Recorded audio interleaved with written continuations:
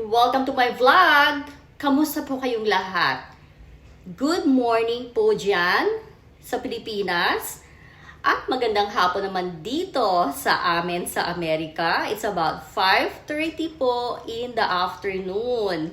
So siguro magugulat kayo, no? At ako'y bihis na bihis. Hindi naman talagang bihis na bihis.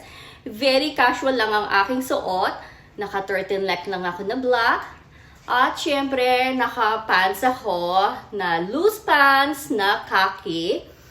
Alam niyo po kasi, every Friday, ang aming anak na si Kevin, gusto po niya, ititreat niya kami ng dinner sa chosen restaurant po namin.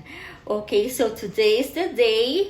At hindi ko alam kung anong restaurant ang pipiliin niya, pero sabi ko sa kanya, kahit ano na lang, kung ano lang yung gusto niya, kung ano lang yung sa palagay niya yung nagki-crave siya. Kasi kami naman ng daddy niya, okay lang kahit saan. Ang importante, magkakasama kami at nagdi-dinner. So, yun ang kanyang ginagawa po. Every Friday, ganyan po ginagawa yan. Tinitreat po niya kami for dinner ng kanyang dada.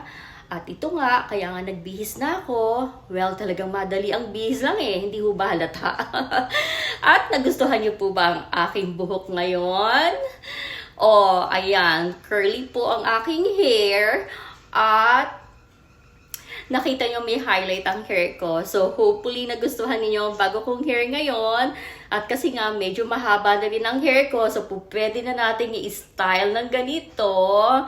Yun nga, naiba ang itsura ko. Magtataka kayo siguro, no? Kasi my hair is actually jet black. Talagang napakaitim po ng aking hair. So sabi ko, maiba naman. Tignan ko ang merong highlight ang aking hair. So ngayon hinihintay ko lang si Dada at si Kevin. Nagpapalit lang sila ng damit. Well, nagpapalit ng t-shirt na damit. Nagpapalit ng t-shirt. At syempre, si Kevin galing sa kanyang work.